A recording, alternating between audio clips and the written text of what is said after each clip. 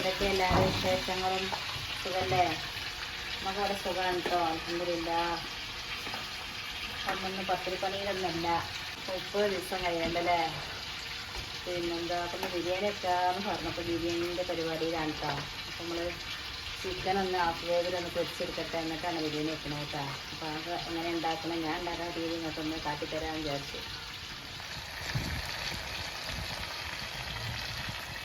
അപ്പം നമ്മൾ ഈ അടുപ്പുമ്മേൽ മസാലയൊക്കെ ഉണ്ടാക്കുക.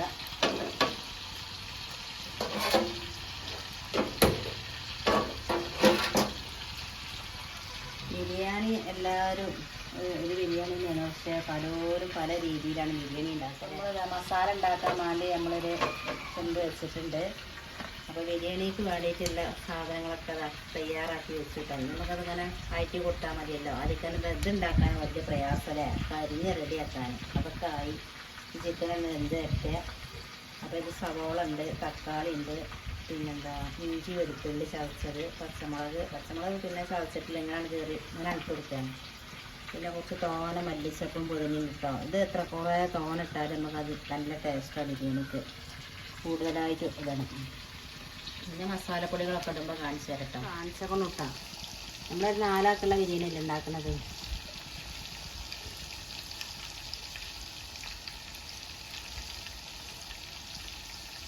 ഓയിലൊക്കെ ഉണ്ടാവും കൂട്ടാ. ഇവിടെ സൺഫ്ലവർ ഓയിൽ കൊടുക്കുന്നില്ല. അപ്പം നമുക്ക് ഇതുണ്ട്, ഡാൽഡ ഉണ്ട്, അതിലാണ് നമ്മൾ ഉണ്ടാക്കുന്നത്.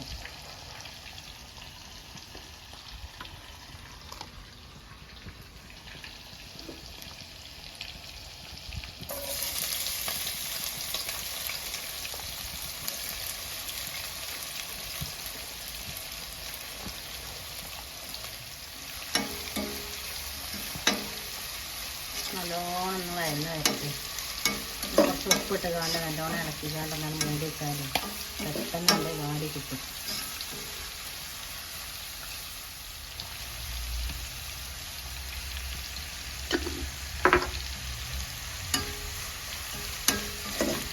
ഇന്ന് നമ്മൾ പൊരിക്കടിയൊന്നും ഉണ്ടാക്കണില്ല കേട്ടോ. നമ്മൾ പിന്നെ ഒരു കമൻറ്റ് ആരൊക്കെ പേര് ഞാൻ മറന്നുപോയി. എന്നും പൊരിക്കടി നല്ലതല്ല, ശരിയാണ് കേട്ടോ. ആ കമൻറ്റ് എനിക്ക് ഭയങ്കര ഇഷ്ടപ്പെട്ടു. ഒന്നും പൊരിക്കടി നല്ലതൊന്നല്ല, എണ്ണക്കടി നല്ലതൊന്നല്ല, അസുഖമുള്ളവർക്കും അസുഖമില്ലാത്തവർക്കൊന്നും നല്ലതല്ല. നമ്മളങ്ങനെ എന്നൊന്നും ഉണ്ടാക്കലൊന്നുമില്ല. അത് ആദ്യം നടത്താൻ തുടങ്ങിയിട്ടല്ലേ ഉള്ളൂ. അപ്പോൾ ആ ഒരു പൂരിക്ക് അങ്ങനെ ഉണ്ടാക്കിയതാണ് കേട്ടോ. ഇനി വല്ലപ്പോഴും പൂരിയാകുമ്പോൾ മാത്രമേ ഉണ്ടാക്കുള്ളൂ. പിന്നെ അധികം ഉണ്ടാക്കിയതൊക്കെ വലിയ എണ്ണയില്ലാതെ ആദ്യമൊക്കെ ഉണ്ടാക്കിയിരുന്നത്. അപ്പോൾ നമ്മളിതിനെ കൂടുതലായിട്ട് 2-3 പൊരിയൊന്നും ഉണ്ടാക്കണില്ലല്ലോ. ആളെണ്ണി ഓരോരോ കടി അതിനനുസരിച്ചൊക്കെ ഉണ്ടാക്കലുള്ളൂ, കൂടുതലുണ്ടാക്കലില്ല. പിന്നെ എന്താ പറയുക, ബാക്കിയായാലൊന്നും കഴിക്കാൻ ആളില്ലല്ലോ. പിന്നെ നമുക്ക് വെറുതെ വേസ്റ്റൊക്കൊന്നും ഇടാൻ മാത്രം നമ്മൾ സാധനം നാശാക്കാൻ പറ്റില്ലല്ലോ. അപ്പോൾ പിന്നെ അതിനനുസരിച്ച് കുറച്ചേ ഉണ്ടാക്കലുള്ളൂ. കുറേ ഒന്നും നമ്മൾ ഉണ്ടാക്കിയാൽ ഒന്നുമില്ലല്ലോ. അങ്ങനെ എന്തെങ്കിലും ഒരു കടി ഉണ്ടായാൽ എന്താ പറയുക, നമുക്ക് ചായയും കടിയൊക്കെ സാവകാശം കുടിച്ചാൽ ഒരു കടി ഉണ്ടായ ഒരു കടി കുറച്ച് വെള്ളവും ഒക്കെ കുടിച്ചാലേ ചായയും കടിയും സാവകാശം കുടിച്ചാൽ ഇത് നല്ലോണം നെരിഞ്ഞിട്ടില്ല കേട്ടോ. ഗ്ലാസ്സിലെടുക്കുള്ളൂ. നമ്മൾ തിന്ന് കിടന്നാൽ നല്ലോണം വേവുമല്ലോ, ഉടഞ്ഞ് പോവാതെക്കാൻ വേണ്ടി ഇങ്ങനെ ചെയ്താട്ടോ. ഇത് നമ്മൾ ഈ സവോള നല്ലോണം മൂടി വെച്ച് കാണാൻ വേവിച്ചാൽ പെട്ടെന്ന് വെന്ത് കിട്ടും, വാടി കിട്ടും. നല്ലോണം വാടി കിട്ടാൻ നല്ലോണം വെന്തുണ്ട് അരിഞ്ഞിട്ട് വേണം നമുക്ക് തക്കാളിയൊക്കെ ഇട്ട് കൊടുക്കാൻ. ഉള്ളികൾ നന്നായി വാടി വന്നിട്ടുണ്ട്. നമുക്ക് മറ്റുള്ള മസാലകളൊക്കെ ഇട്ട് കൊടുക്കട്ടെ, പച്ചക്കറികളൊക്കെ തക്കാളി ഇതൊക്കെ ഇട്ട് കൊടുക്കുക.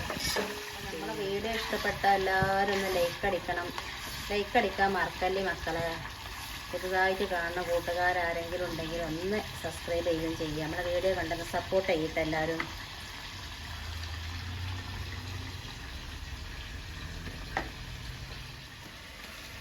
നല്ലോണം കഴുകി വെച്ചതാണ് കേട്ടോ.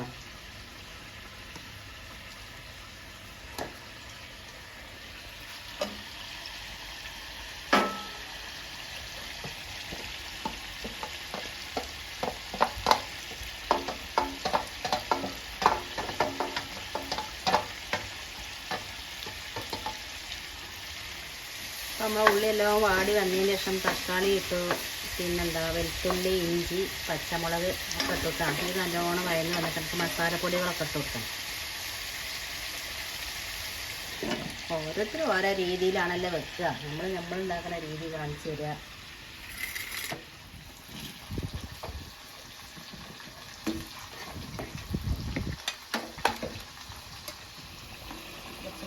പൊടി,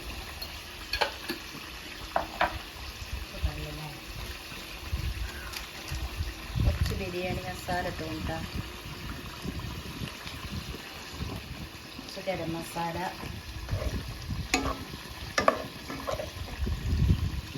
കുറച്ച് കുരുമുളകിൻ്റെ പൊടി ഇട്ട് കൊണ്ടാ, കുറച്ച് ചിക്കൻ മസാലൻ്റെ പൊടി ഇട്ടാണ്,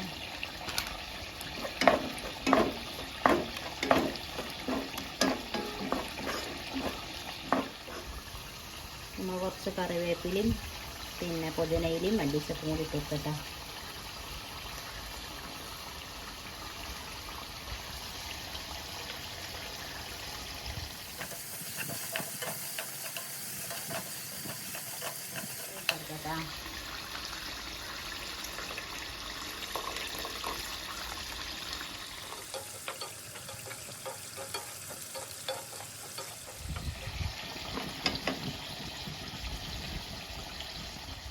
നമ്മൾ പൊരിച്ച് വെച്ച ചിക്കൻ ഇതിലേക്ക് ഇട്ട് കൊടുത്തിട്ടാ എല്ലാ മസാലകളും നല്ലോണം ഇളക്കിയിട്ട് കുറച്ച് നേരം നമ്മളൊന്ന് മൂടി വെക്കുക. ഇത് ചിക്കനൊക്കെ നന്നായി വെന്ത് വരുമ്പോൾ നമ്മൾ അരി ഒന്ന് തിളപ്പിച്ച് വെട്ടിയിട്ട് ഇതിലേക്ക് ഇട്ട് കൊടുക്കുക.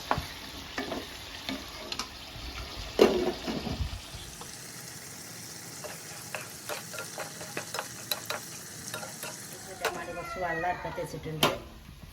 അതിക്ക് പിന്നെന്താ നീലീഫിൻ്റെ ഇല, പട്ട, പിന്നെ കുറച്ച് ഗ്രാമ്പു, ഏലക്കായി ആ വെള്ളത്തിൽ ഇട്ട് കൊടുക്കുക. പിന്നെ കുറച്ച് പെരിഞ്ചീരകം ഇട്ട് കൊടുക്കട്ടോ, കുറച്ച് പെരിഞ്ചീരകം, കുറച്ച് ഉപ്പ് ഇട്ട് വെള്ളം നല്ലോണം വെട്ടി തിളക്കട്ടെ. അപ്പോൾ നമ്മൾ അരിയൊക്കെ കഴുകി ഊറ്റി വെക്കുക.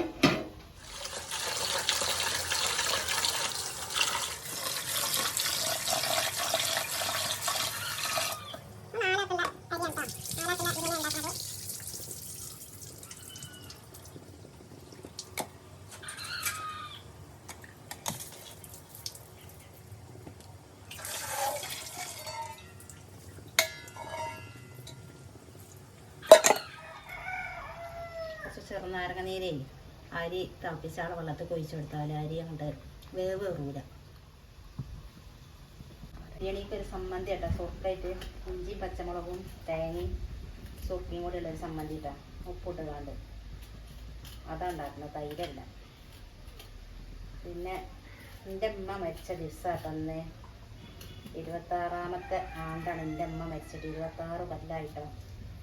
അമ്മായിമല്ല, അമ്മായിമ മരിച്ചിട്ട് ഇപ്പോൾ 40 ആയിട്ടില്ല, എൻ്റെ അമ്മ മരിച്ചിട്ട്. അപ്പോൾ നിങ്ങളെല്ലാവരും എൻ്റെ അമ്മക്കും വേണ്ടി എല്ലാവരും എന്താ ചെയ്യണം, പറ്റണതൊരു ഫാത്തിഹ ഓതി വരക്കണം.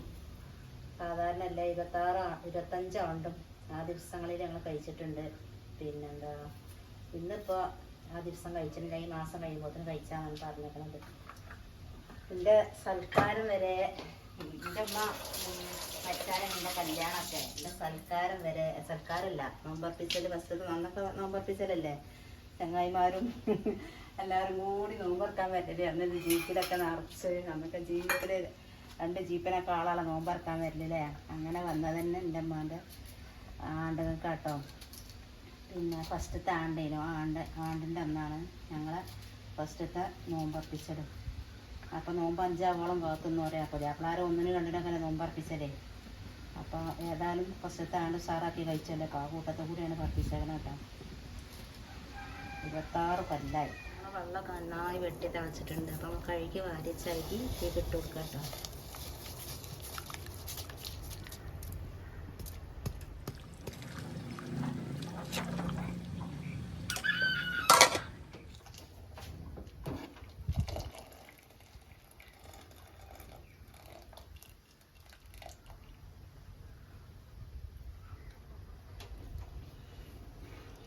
നമ്മൾ ചോറൊക്കെ ഉള്ളേരിയൊക്കെ പൊട്ടി പാകത്തെ വേവായിട്ടുണ്ട്.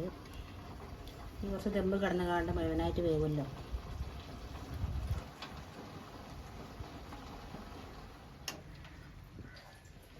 ഗരം മസാല, മല്ലിച്ചപ്പ് കുറച്ച് വെതറി കൊടുക്കുക.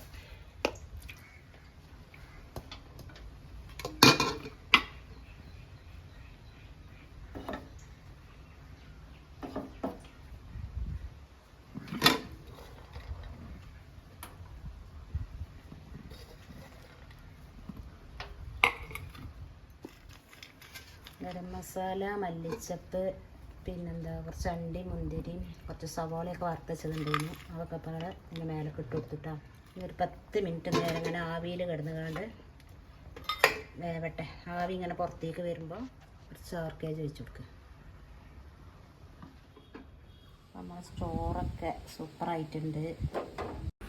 അപ്പോൾ ഇന്നത്തെ വീഡിയോ ഇത്രയൊക്കെ തന്നെ ഉള്ളൂ. എല്ലാവർക്കും അസ്സലാമു അലൈക്കും.